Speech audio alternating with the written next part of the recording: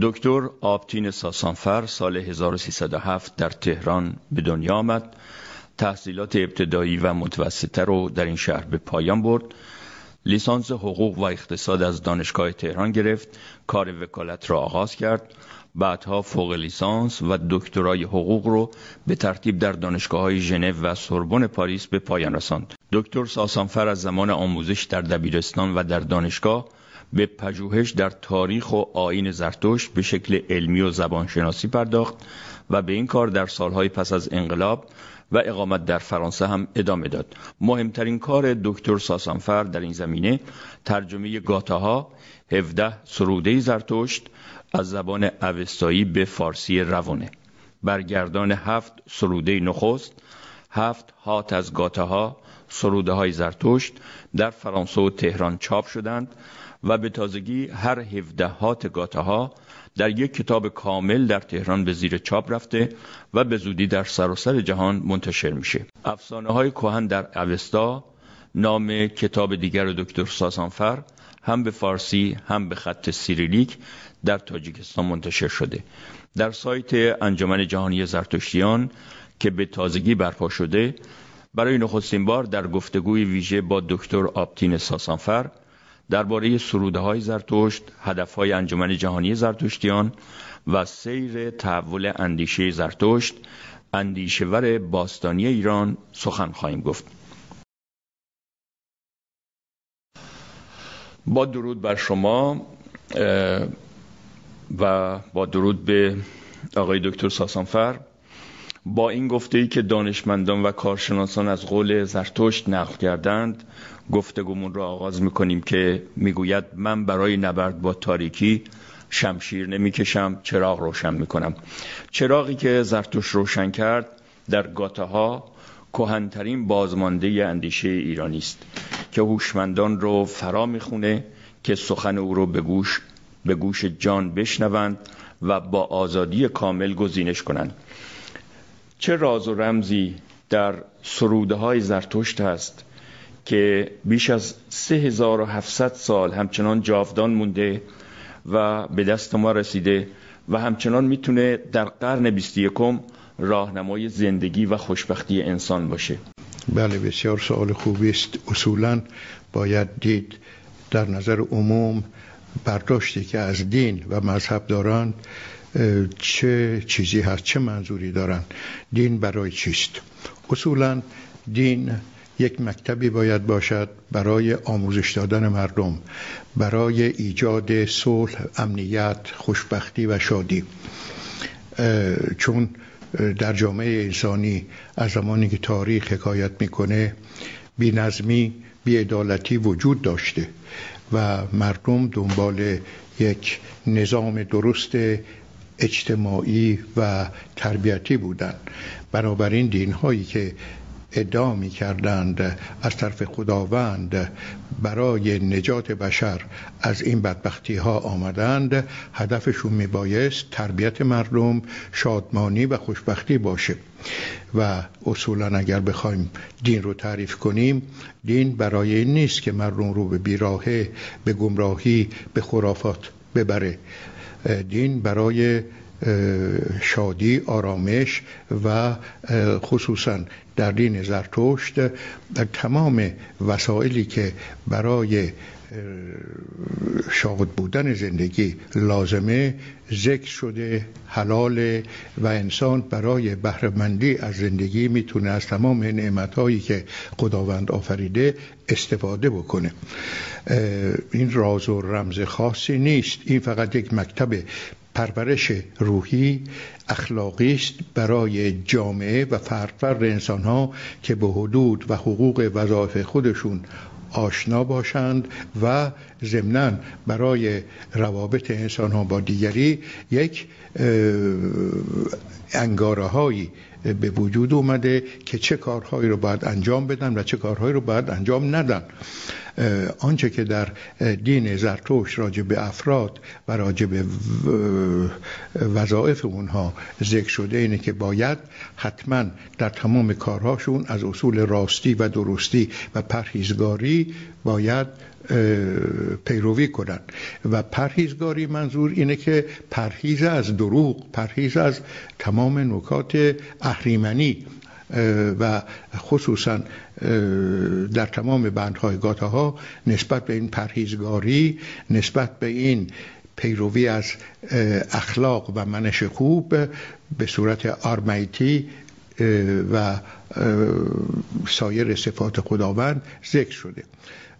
بنابراین راز و رمزی که در دین زرتشت وجود داره اونه که با طبیعت انسان، با خواستها و آرزوهای درست انسانی هماهنگی داره و آنها رو درست آموزش میده. آیا میشه همه این مسائل رو به هر حال در اون سه اصلی که در آیین زرتشت است، گفتار نیک، کردار نیک، رفتار نیک، یه جوری خلاصه کرد؟ بله، این البته یک اندیشه نیک، گفتار نیک و کردار نیک یک شعار زبده است که از مجموع آموزش‌های زرتشت به دست میاد. و الا آموزش‌های زرتشت یک مکتب فلسفی بزرگه که به تمام مسائل مورد نیاز مردم جواب میده که آفریدگار چیست و شخصیت انسان و ارزش انسان کجاست، در کجا نهفته است و انسان برای رسیدن به راه رستگاری چه اصولی رو باید رعایت بکنه. و این مکتب فلسفی زرتشت در گذشته یه تاریخی ما از نظر مردم دور نگه داشته شده بود. مردم حتی اسم زرتشت رو درست نمیشناختند، چون اصولاً به غیر از سوزوندن کتاب‌ها و کشتن موبدان نهی شده بود که از همه دین‌ها خصوصا دین زرتشت یادی نشه و از یادها رفته بود، فراموش شده بود. و اگر این فلسفه زرتشت که یک فلسفه است برای راهنمای مردم شناخته بشه، درست عنوان بشه، بزرگترین راه نجات برای تمام مردمه، چون دین زرتشت یک دین محلی و بومی و برای یک مردم مخصوص و معین نیست، دینی است برای عموم و در همه جهان میتونه اجرا بشه. شما چه انگیزه‌ای باعث شد که بیش از 30 سال از زندگیتون رو گذاشتید برای پژوهش روی برگردان این سروده‌های مقدس، سروده‌های زرتشت، اندیشه بزرگ زرتشت؟ واقعا چه انگیزه‌ای داشتید که 30 سال روی این مسئله کار کردید؟ تمام کسانی که در یک جامعه زندگی میکنن تحت تاثیر شرایط جامعه هستند. بدی ها رو درک میکنن، خوبی ها رو میبینن و برای بدی ها و ناراحتی ها و مشکلات جامعه در هر حال در سر هر کس اندیشه‌ای و راهی ممکنه وجود داشته باشه و برای راهجویی و پیدا کردن شرایط بهتر فکر کنه. من هم از زمان جوانی، از زمانی که در دبیرستان بودم، در شرایطی بودیم که جامعه ایرانی یک تکانی خورده بود و یک آزادی‌هایی وجود داشت. همه میتونستن راجع به مسائل اجتماعی و سیاسی فکر کنن و در اون زمان من در جامعه ایرانی میدیدم کسانی هستند که شعبه‌های مختلف اسلامی رو مطالعه میکنن و در اون زمینه‌ها فعالیت دارن و دین‌های دیگر و حتی ایدئولوژی‌های مختلفی در اون زمان در ایران وجود داشت که هر کسی، خصوصا جوانانی که در اون شرایط زندگی می‌کردند، به همه این ایدئولوژی‌ها یا دین‌ها که وجود داشت آشنایی داشتند و توجه داشتند و راهی رو جستجو میکردند. من به علت وابستگی به زرتشت از نظر فامیلی و علاقمندی به مصالح اجتماع من هم فکر میکردم و میدیدم تنها راهی که برای سعادت مردم وجود داره پیروی از همین اصوله که خودخواهی و تمام مسائل مربوط به زیاده خواهی و تندخویی و تهاجم رو با یک ترتیب درست منطقی نهی میکنه و آموزش میده. در دین زرتشت هرگز زیاده خواهی وجود نداره، هرگز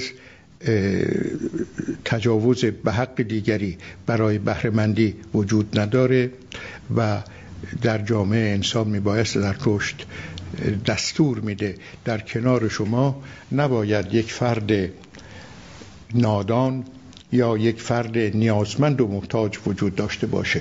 یعنی باید بکوشید در دانایی مردم، بکوشید در رفع نیاز مردم. شما برای اینکه مردم دزدی نکنن نمیتونید فقط نصیحت بکنید که اخلاقتون خوب باشه، نمیتونید اخلاق به خورد مردم بدین. باید راهنمایی کنین که به چه ترتیب میشه یک آدم نیازمند رفع نیاز ازش بشه. بنابراین زرتشت به این امر توصیه میکنه که نباید یک شخص از نظر مالی و مادی نیازمند باشه و نباید گمراه و نادان باشه. بنابراین واقعا اگر هر کس در این راه بکوشه به اندازه همت خودش که مردم در رفاه باشند و مردم آگاه و دانا باشند، این بهترین راه و شیوه است برای خوشبختی جامعه.